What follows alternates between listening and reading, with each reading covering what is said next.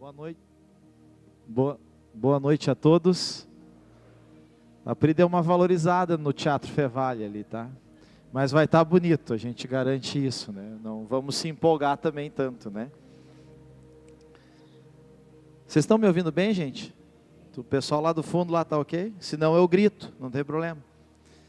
Gente, antes, eu quero só fortalecer, né? Eu pedi para o pessoal conseguir para mim o pão, o tamanho do pão do entreveiro, tá? Porque esse evento, todos os nossos eventos, eles têm uns objetivos muito claros, um propósito claro. Então, o primeiro deles é apresentar a igreja de alguma maneira às pessoas que ainda não nos conhecem. E aqui a gente tem um lema, que quem não vem pela dor, nem pelo amor, vem pela barriga. Há muito tempo a gente tem esse método aqui, né, de evangelizar através disso. Mas esse entreveiro, ele tem dois propósitos muito claros, tá? Que a Pri já falou, que é nós custearmos o valor do ônibus do Retiro dos Jovens. Nós queremos enviar, aliás, o pessoal dos jovens, né, que idealizou isso. E eu fiquei muito feliz de ver esse empenho de eles levarem em torno de 40 jovens, né? Isso, né? 46, não é 40, é 46, quase 50 jovens, então, para o retiro, para eles terem esse momento de experiência com Deus, como já foi citado. Esse é um dos propósitos, e o outro é a gente terminar de quitar as cadeiras. Então nós temos ainda um valor a quitar, para finalizar, e a gente quer terminar de pagar as cadeiras esse mês. Inclusive, se alguém quiser fazer uma doação espontânea, nos avise, pode falar ali no balcão, tá? Que esse dinheiro vai ser destinado para, ou comigo mesmo ali na porta, esse dinheiro vai ser destinado para as cadeiras, ok? Mas a ideia desse entreveiro é esse. Então eles quiseram fazer algo novo. Na verdade a gente tinha um galeto programado para essa data, um kit galeto, a gente trocou pelo entreveiro. Então assim, a gente pode evangelizar com isso ou participar. E aí eu disse, vamos mostrar o pão, porque de repente você pensa, é um pãozinho, é um cacetinho. Não, gente, me trouxeram aqui o pão, vocês querem que eu prenso ele, eu sento em cima. Tá, senão assim, tá? Olha, gente, a 20 pila, como diz o gaúcho, eu como bastante lanche aí. Olha, qualquer lanche hoje na rua aí é mais de 20 reais, sim ou não? Aqui é 20, preste atenção, é 20, tem uma pitulinha junto, é abençoado, amém? O pessoal está orando por esse pão, gente. Não esse em si, né? Mas pelo evento. E por fim, também tem um propósito. Então escolha o porquê você vai contribuir, ajudar a participar. Combinado? Então pegue o seu, pegue para a sua família, dá uma folga para a esposa sábado à noite. Drive-thru, você chega aqui, passa, pega o seu pão, vai para casa, come sentadinho no sofá lá. Combinado? Os cartões estão aí à disposição? Ali no balcão, então. Você pode passar ali no final e pegar, tá bom? Esse aqui eu aconselho ninguém mais a comer, tá? Então deixa aqui, esse aqui. Vamos para a palavra, gente. Antes eu quero só citar assim, às vezes eu até peço para os dirigentes falar sobre a nossa liturgia do culto, a nossa organização do culto. E foi legal o que a Pri falou sobre a dança, porque eu também achava a dança uma coisa meio estranha na igreja. E eu me lembro que quando eu comecei a frequentar o MBCV, os cultos de sábado, que eu fui num culto de sábado. Aliás, eu fui por um cachorro quente na igreja. Me venderam um cachorro quente. E eu fui comer cachorro quente. Cheguei lá num culto. São sem vergonha, né? E deu certo. Estou aí até hoje. Me fez muito bem. Aquele cachorro quente valeu a pena, gente. Trouxe muita coisa boa para a minha vida. Então, para vocês verem que pode ser isso aqui que pode salvar um Cássio perdido da vida, tá? E os cultos de jovens eram uma roda. E aí o que acontece? Veio essa ideia da dança na igreja. Na verdade, nos outros estados já tinham, mas você sabe que o Rio Grande do Sul não é um estado, é um país, né? Existe uma divisa, quando você passa ali Torres, para Pasto de Torres, ali começa o Brasil. Aqui é outro clima. Então era muito difícil. Aqui no Rio Grande do Sul não tinha essa ideia de dança na igreja. E inclusive o MBCV é a primeira igreja do estado do Rio Grande do Sul a colocar a dança como uma forma de louvor e adoração a Deus. Só que tem um detalhe, coloca para mim o Salmo 150, por favor. Olha o que diz esse salmo aqui, você vai ver que muito do que a gente faz no culto tem a ver com este salmo. Aleluia, louvai a Deus no seu santuário, louvai-o no seu magnífico firmamento, que é na terra. Louvai-o pelos seus feitos poderosos, louvai-o pela imensidão da sua grandeza. Louvai-o ao som, naquele tempo eram os instrumentos que tinham, ao som da trombeta, da lira e da harpa. Louvai-o com tamborins e com danças, com instrumentos de cordas e de sopros, as flautas. Louvai-o com símbolos sonoros, louvem-no com símbolos ressoantes. Todo o ser que respira, está respirando aí? Respira bem fundo, vai. O que é para fazer quem respira? Louvar ao Senhor. Então, vocês entendem o porquê que a gente tem todo esse instrumental e porquê que a gente adora ao Senhor também através da dança. E de fato a dança ela é uma forma de louvor e de adoração a Deus. Então, em vez de passar debaixo da cordinha, essa é muito antiga, viu? É do tempo da boquinha da garrafa, entenderam? Aqui a gente adora ao Senhor de uma forma, enfim, você pode ver que é uma dança que expressa a nossa adoração a Deus. E se você olhar o que elas estão expressando, está sempre linkado à música que está sendo cantada, adorada a Deus, ok? Por que nós oramos o Salmo? Coloca o Salmo 22:1 para mim. Jesus na cruz, ele diz assim: Eli, Eli, lama sabachthani. É exatamente, é o 22:1. Se eu falei 122, me perdoa. Ele diz exatamente isso aqui no Salmo 22. Deus meu, ou meu Deus, por que me abandonaste? Na cruz, Jesus, ele declara, ele expressa o Salmo número 22 e a primeira parte dele. Eli significa Deus meu. Eli, Eli, lama sabachthani. Deus meu, por que me desamparaste? Então a gente ora um salmo porque é uma forma de nós orarmos e aprendermos mais a palavra de Deus. E aí não precisa chegar nesse momento aqui, é o momento de nós ouvirmos a palavra. E daí, acredito que só se você olhar os evangelhos, você vai ver o tanto que as pessoas se reuniam ao redor de Jesus para ouvir a palavra. Amém? Ok? Por que o nosso culto funciona assim? Por isso, tá bom? E por que tem comunhão após o culto? Bíblico. Coloca aí Atos 2 e 42. Olha o que diz. Aqui começou a igreja. Perseveravam na doutrina, ao ensino dos apóstolos, e na comunhão, e nas.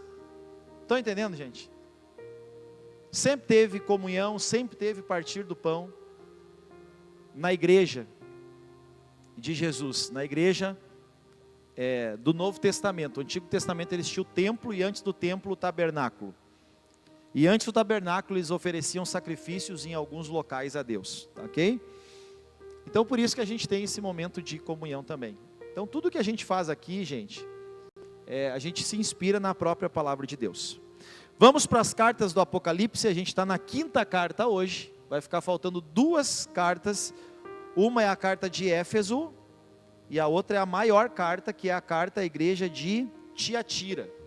Então é as 2 igrejas que faltam, então logo nós vamos falar hoje sobre a igreja de Esmirna, uma igreja muito elogiada. Aliás, essa igreja, ela não tem nenhuma crítica de Jesus a ela, nenhuma. Mas Jesus também sabia o que ela estava passando. Vamos para Apocalipse 2:8, vamos ler até o versículo 11. E vamos pensar, aprender, ler, entender o que estava acontecendo aqui. Ao anjo, que é o líder da igreja em Esmirna, escreve: Essas coisas diz aquele que é o primeiro e o último, que esteve morto e voltou a viver, que é Jesus. Eu conheço a tua tribulação e eu conheço a tua pobreza, mas tu és rico. E a blasfêmia dos que a si mesmos se declaram judeus e não são, sendo antes sinagoga de Satanás. Não temas as coisas que tens de sofrer. Preste atenção aqui. Não temas as coisas que tens de sofrer. Eis que o diabo está para lançar em prisão alguns dentre vós, para ser dispostos à prova. E tereis uma tribulação de 10 dias, mas sê fiel até a morte, e dar-te-ei a coroa da vida. Quem tem ouvidos, ouça o que o Espírito diz às igrejas.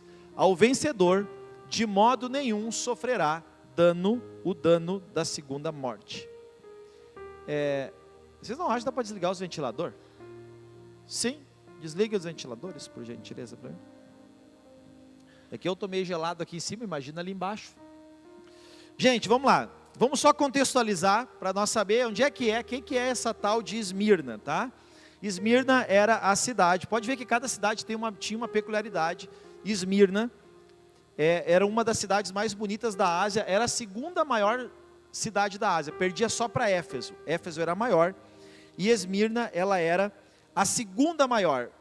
Por quê? Uma das coisas que fazia com que ela fosse uma cidade muito grande é porque ela era uma cidade portuária. E em Esmirna acontecia os jogos de esporte, o que hoje nós chamamos de Olimpíadas. Naquele tempo não era chamado assim, mas você vai ver que o que Jesus fala para essa igreja também tem a ver com as Olimpíadas. Aliás, com esses jogos do esporte. E nessa cidade havia o maior centro de adoração ao imperador romano. Nós falamos sobre a igreja que nós falamos no último dia, deixa eu ver aqui, que eu já não me lembro mais o nome, mas acho que era Pérgamo, né? Deixa eu ver. Meu Deus. Pérgamo. Lá tinha o trono de Satanás, tinha também um local de adoração ao imperador, mas essa cidade, ela era uma cidade devota ao imperador. Não tinha apenas um altar de adoração, era uma cidade extremamente devota a esse imperador. Então era uma cidade voltada para essa questão de adoração ao imperador, por isso era uma cidade que perseguia tanto os cristãos. Inclusive, uma coisa, quem gosta de estudar, eu aconselho vocês a pesquisarem sobre os pais apostólicos. Quem foram eles?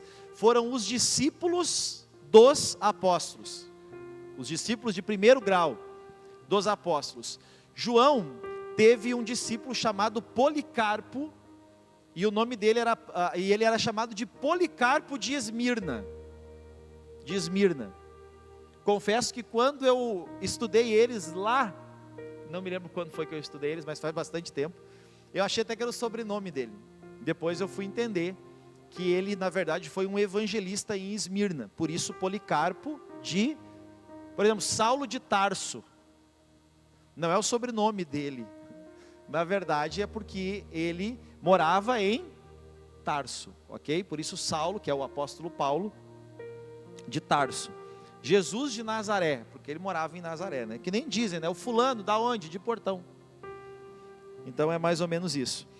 E ele foi queimado vivo nessa cidade, por não adorar o imperador, se negar a adorar ao imperador romano, e aí disseram que iam jogar ele às feras, e ele não se importou, e ele até achou que seria uma morte rápida, e aí disseram, já que tu acha que ser jogado às feras é uma morte tranquila, então nós vamos te queimar vivo. E aí ele diz o seguinte, vocês podem me queimar vivo e eu vou sofrer por um breve tempo, mas vocês vão queimar eternamente no inferno. Essa foi a última frase de Policarpo de Esmirna. Vocês podem me queimar vivo e eu vou sofrer por um breve tempo, mas vocês que perseguem a igreja de Jesus, vocês vão queimar por muito tempo no inferno. E ele foi de fato queimado vivo, e a história conta que enquanto ele queimava, ele adorava a Deus. Então, para vocês verem quanto essa era uma cidade que perseguia demais os cristãos. E aí eu me fiz uma pergunta e até coloquei aqui: será que nós, de fato, já nascemos de novo? Foi uma dúvida que surgiu no meu coração. Será que nós, de fato, já nascemos de novo? Por quê? Porque o que fazia essas pessoas, esses cristãos, a defenderem a fé de tal maneira, a defenderem o amor a Jesus de tal maneira? E essa é uma igreja extremamente elogiada por Jesus, porque eles não negavam a fé. Entre negar a fé e a morte, eles escolhiam a morte, mas eles não negavam a Jesus. Se a gente olhar no Antigo Testamento, Daniel, ele foi proibido, durante 30 dias tinha que adorar apenas o imperador da Babilônia, e ele não adora, e ele não poderia orar, e Daniel ele tinha uma prática de orar 3 vezes ao dia,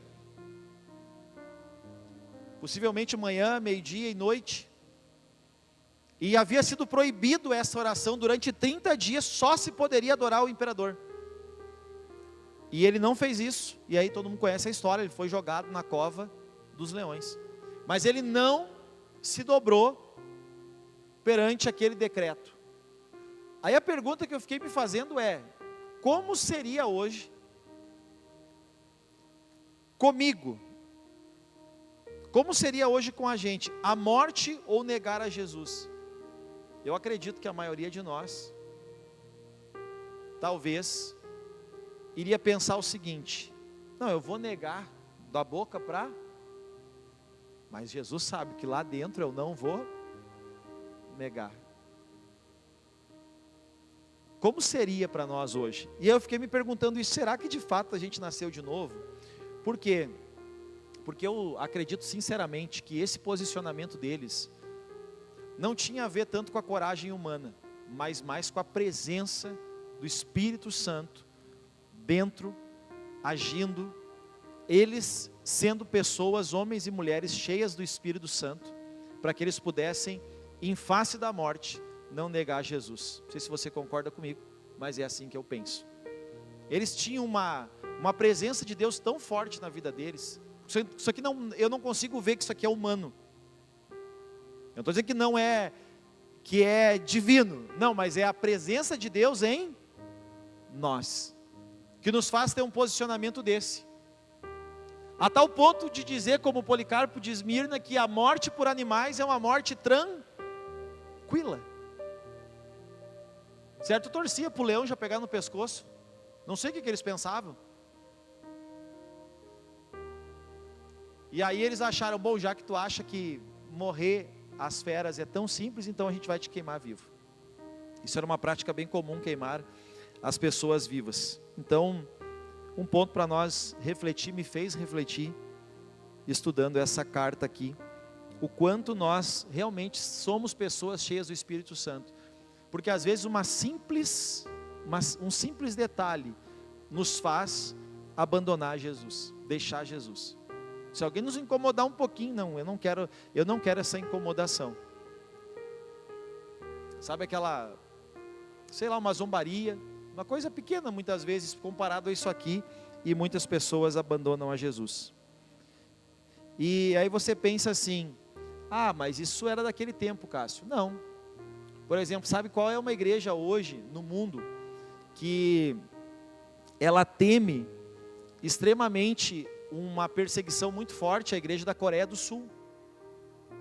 Por quê? Porque a Coreia do Sul, ela está em meio a 2 nações extremamente anticristo, extremamente comunistas, que é a China e a Coreia do Norte. A igreja da Coreia do Norte, ela está pronta para perseguição a qualquer momento, porque ela está no meio de um eixo, onde a igreja de Jesus é perseguida hoje no mundo, hoje atual, muitos países. Se você se declara cristão, você pode ser punido com morte. Então é uma prática, é uma realidade lá de 2000 anos atrás? Não, é uma prática atual. Isso acontece hoje. O Brasil, que é um país livre, nós poderíamos dizer, agradecer a Deus por podermos buscar a Deus, servir a Deus com toda essa liberdade. Gente, no Brasil é fácil demais ser cristão. É fácil demais sermos cristãos. Mas vamos aqui para a palavra, para o texto aqui. Essas coisas diz, versículo 8, vem comigo. Essas coisas diz aquele que é o primeiro e o último. Por que isso, gente? E que esteve morto e voltou a viver. Porque essa igreja ela era extremamente oprimida, apertada, e Jesus, ele está declarando aqui, é uma palavra de ânimo. Por quê? Porque essa igreja era perseguida de morte. Então Jesus está dizendo, essas coisas diz aquele que é o primeiro e eu sou o Senhor, o único Senhor. E eu estive morto, mas eu tornei a viver. O que ele está dizendo para a igreja? Que mesmo que vocês morrerem, fiquem tranquilos, porque vocês vão tornar a... Vocês estão comigo, gente? Olha, eu vou tocar um pão em vocês. Coloca o 11, para vocês verem que ele está falando a mesma coisa dessa perseguição. Ao vencedor, de modo nenhum sofrerá o dano da... Já começaram a entender que o que ele está falando aqui era da morte física mesmo. É uma perseguição física. Por isso que ele está dando uma palavra de ânimo para a igreja de Esmirna. Eu sou o primeiro e eu sou o último, eu sou o que morreu, mas eu tornei a viver. E aquele que vencer, de modo nenhum sofrerá o dano da segunda morte, que é o inferno. Ele está dizendo, mesmo que vocês morram, vocês vão tornar a viver. Gente, uma coisa que o cristão ele tem que ter, é paz com a morte. Paz com a morte.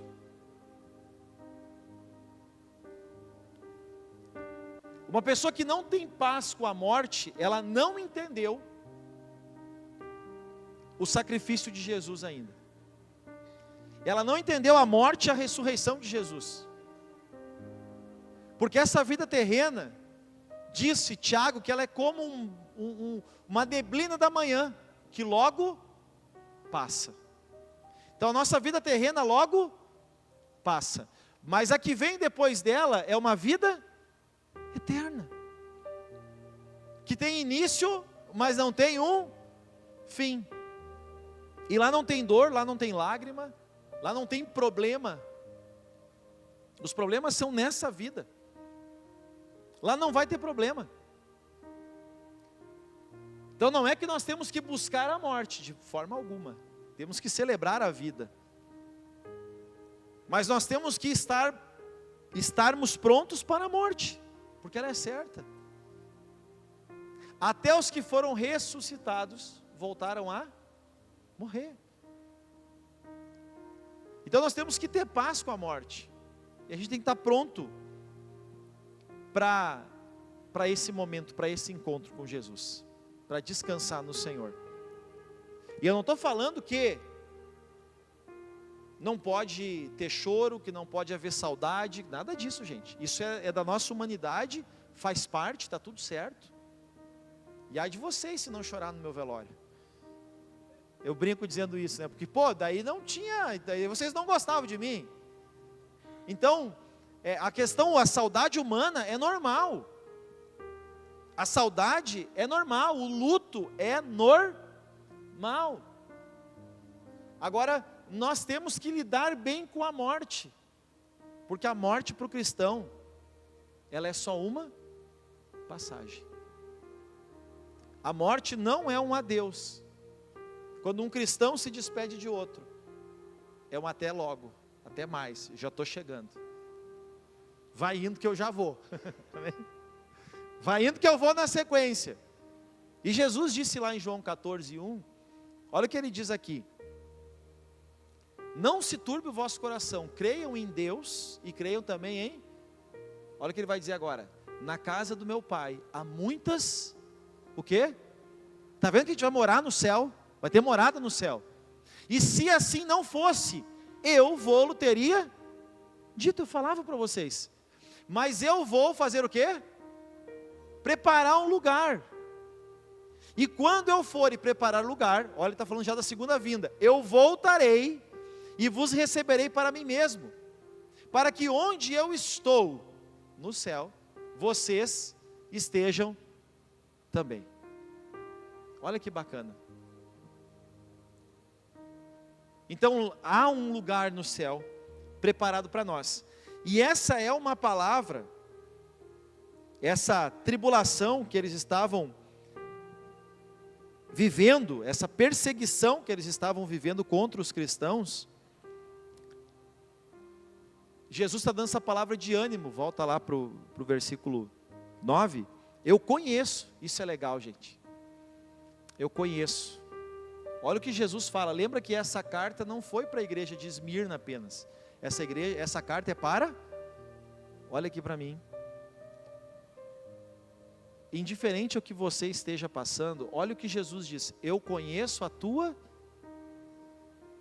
tribulação, eu conheço a tua dor, é isso que ele está dizendo, eu conheço a tua necessidade, eu conheço o que tu está vivendo, eu conheço, olha que coisa tremenda, Jesus escrevendo para eles, pensa o sofrimento que essa igreja estava passando, e Jesus está dizendo, eu conheço, e eu sou o primeiro e o último, e eu sou o que morri e tornei a, vocês estão vendo a palavra de ânimo que ele está dando para essa igreja, e ele está dizendo, eu sei que você está passando, eu sei que você está vivendo, eu conheço,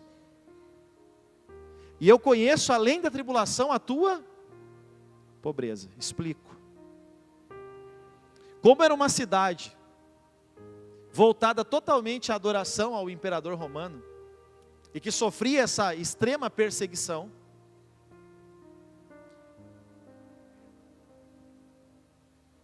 os cristãos, eles estavam sendo roubados, os bens deles estavam sendo todos confiscados pelo governo.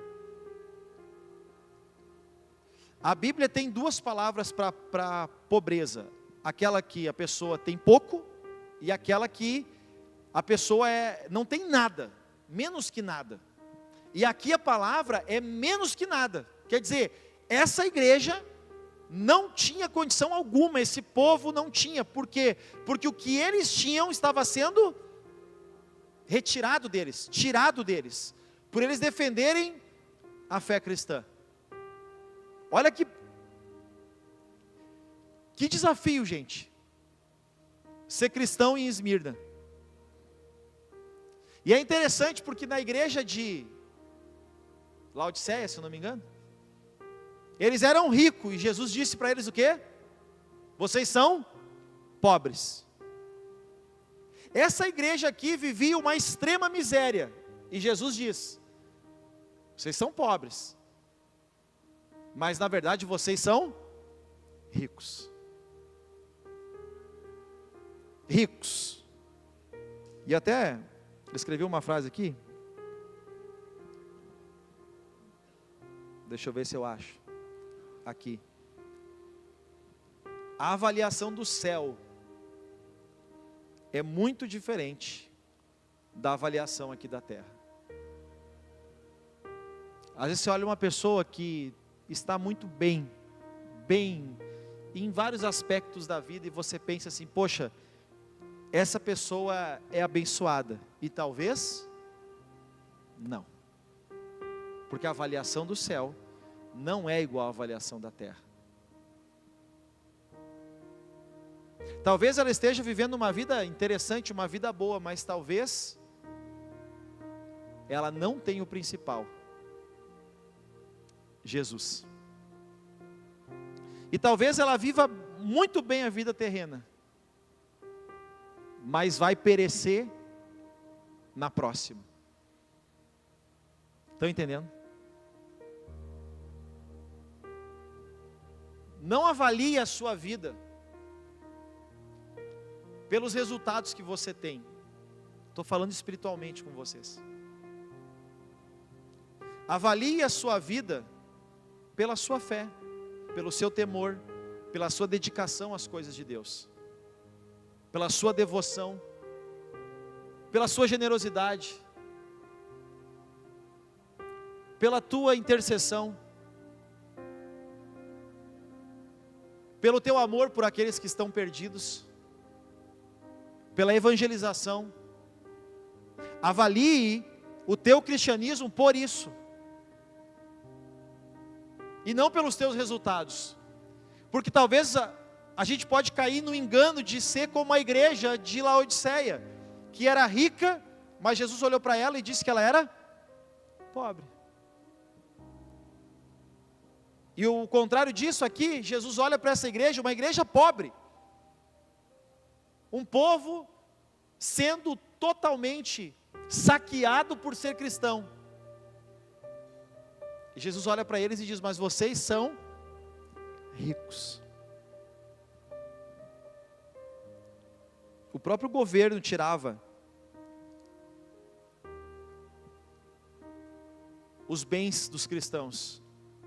E mais um problema eles tinham: e a blasfêmia dos que a si mesmo se declaram judeus e não são,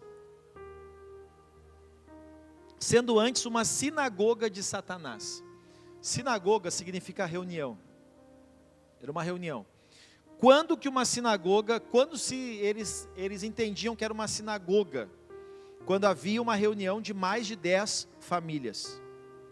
Se houvesse mais de 10 famílias numa reunião, aquilo ali passava a simbolizar uma sinagoga. E qual é que era o problema, gente? É que esses judeus aqui, eles ajudavam o governo romano. Roma governava ali aquela cidade.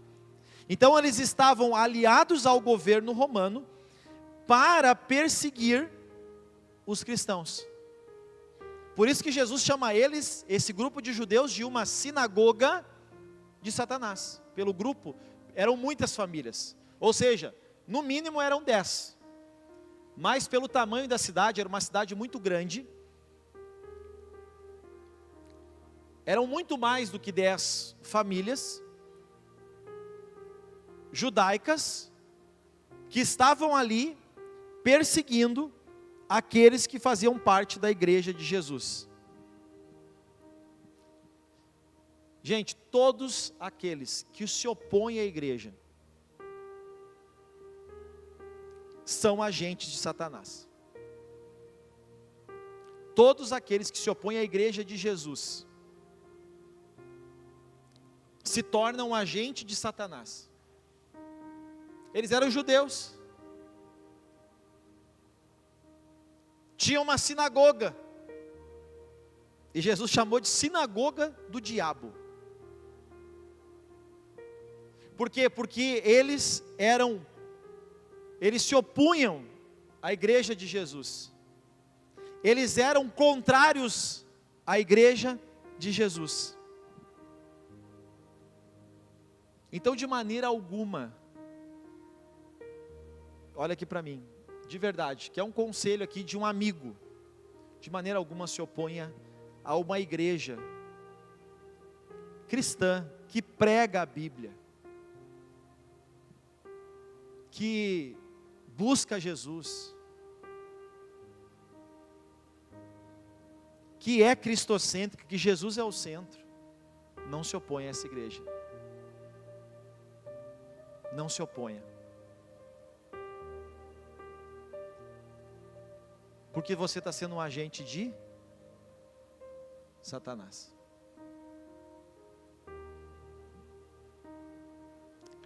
Vamos adiante? Versículo 10. Olha de novo ele dando uma palavra de encorajamento. Não temas as coisas que tens de sofrer.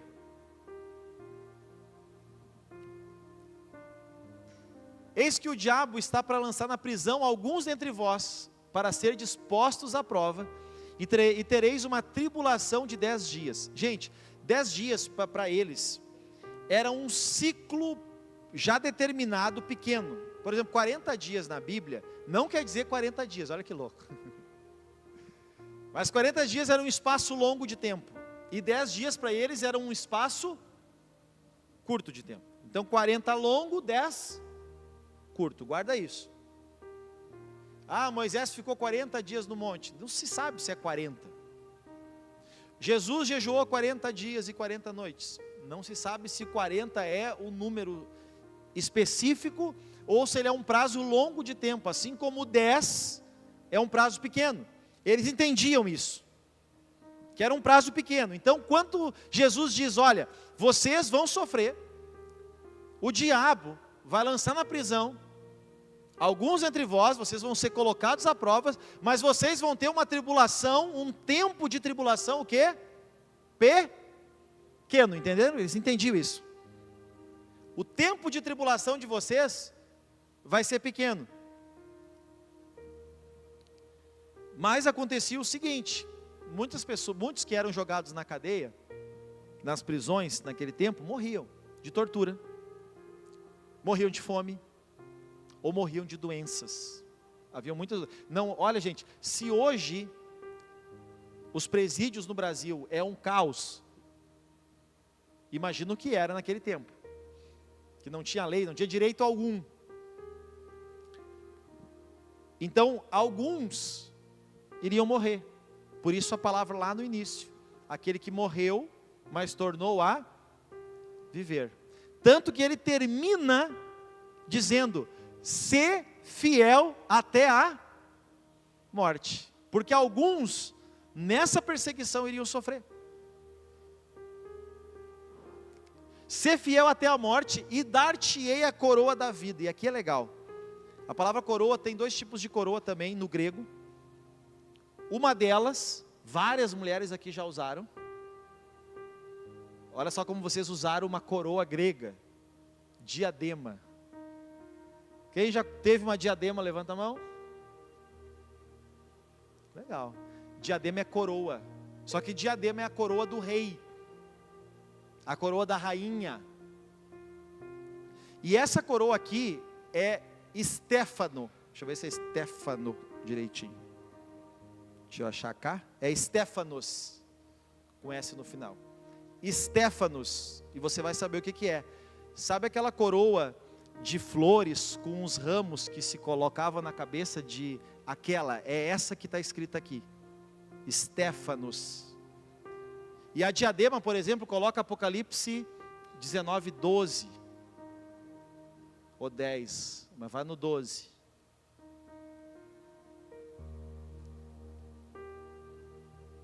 Não, vai no 12. Ó. Os seus olhos são como chamas de fogo. Está falando de Jesus aqui agora. Na sua cabeça há muitas coroas. Então essa coroa é a coroa de Cristo, é a coroa de Jesus. Mas volta para o texto que a gente estava. Que eu já se perdi aqui. É esse aí. Ser fiel até a morte, e eu vou te dar a coroa da vida. O que acontece? Para você, todos os vencedores dos jogos que tinham naquela cidade, os vencedores, como hoje nas Olimpíadas tem a medalha de ouro, os vencedores eles ganhavam essa coroa. E para entrar em algumas festas, preste atenção, que coisa mais, a Bíblia é maravilhosa, gente. Para entrar em algumas festas, tu tinha que receber essa coroa de flores e de ramos. O que Jesus está falando para eles? Que aqueles que forem fiéis vão receber essa coroa da vida para entrar no... Estão entendendo, gente? É tri, né? É só eu que gosto, eu acho, dessas coisas. Mas entende que Jesus está dizendo, aqueles que forem fiéis até a morte, eles vão receber essa coroa, e essa coroa vai dar a passagem para eles, para a vida. Cheguei a acordar, criança, me perdoa. Me empolguei. Me empolguei com o negócio. E o versículo 11. Quem tem ouvidos, ouça o que o Espírito diz à igreja. O vencedor. Que coisa mais incrível isso aqui. O vencedor, de modo nenhum, sofrerá o dano da segunda morte. Ele está dizendo o seguinte: a primeira morte para essa igreja de Esmirna, ela podia ser um fato a qualquer momento, mas a promessa é de que aqueles que fossem fiéis jamais sofreriam a segunda morte. Tem uma frase que diz assim: a igreja perseguida é aquela que é mais fiel? Não. A igreja que é fiel é a que é mais perseguida, porque ela é um alvo do diabo. Escuta isso, uma igreja que não é perseguida, que não incomoda ninguém, uma igreja que é até, como eu posso dizer, socialmente elogiada, essa igreja ela corre um risco de estar deixando alguns princípios do cristianismo de lado. Uma igreja que é fiel a Jesus, ela não pode ser fiel ao mundo. Então, para ser fiel a Jesus, vai ter que ser infiel ao mundo. E aí o mundo vai perseguir a igreja. Uma igreja fiel, ela é perseguida. Uma igreja infiel, ela vive tranquila, porque ela não incomoda o inferno. E aí eu também me perguntei, será que a gente hoje incomoda? Porque é para nós essa carta, não é para as outras igrejas, é para nós. E ao vencedor, estou encerrando. Gente, vencedor na Bíblia não é o que prospera. Tanto que a palavra diz lá em Romanos 8:37, se eu não me engano, é esse texto, faz tempo que eu não leio. Romanos 8 é maravilhoso, gente. É que não adianta ler o 37, você vai entender o Apocalipse. Volta um pouquinho ali, por favor. Deixa eu pegar aqui o meu Romanos aqui. Romanos, porque era a igreja em Roma, né, gente? Por óbvio, né? E era essa igreja, e era essa Roma que estava perseguindo a igreja de Esmirna. Coloca aqui o versículo.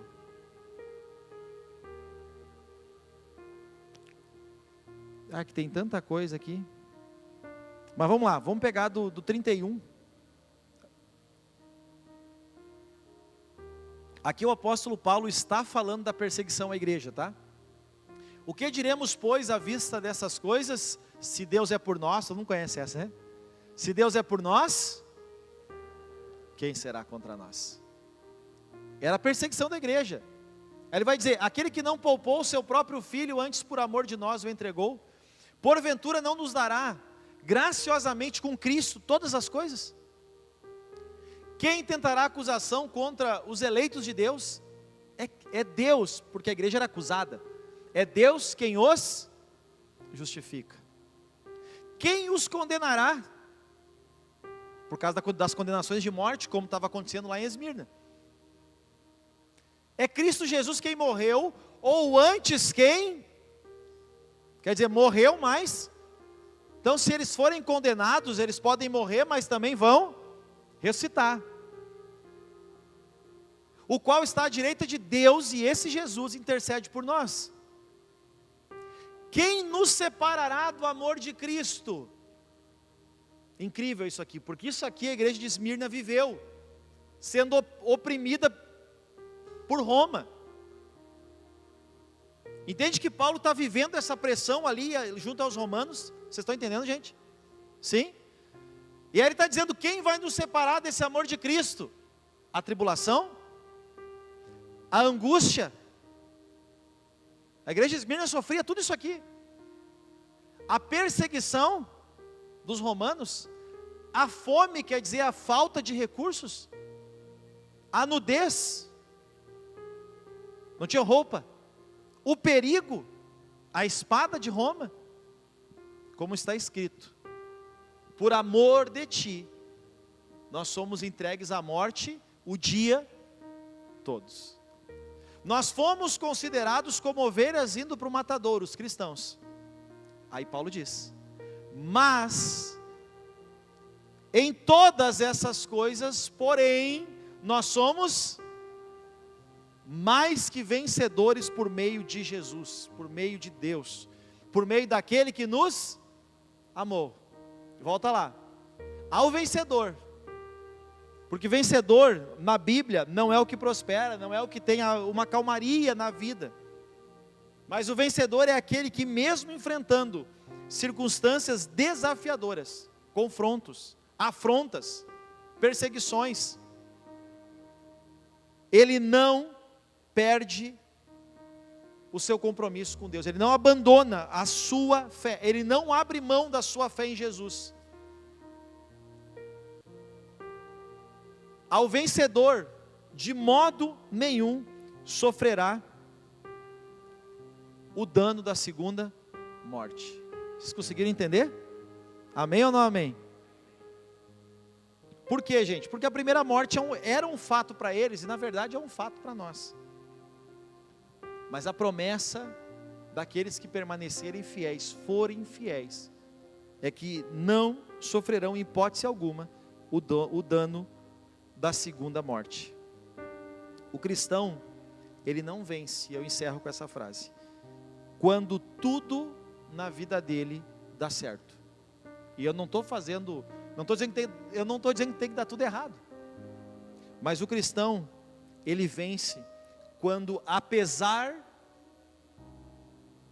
das circunstâncias que ele está vivendo, ele não abre mão da sua fé e do seu amor a Deus. Amém? Vamos nos colocar de pé?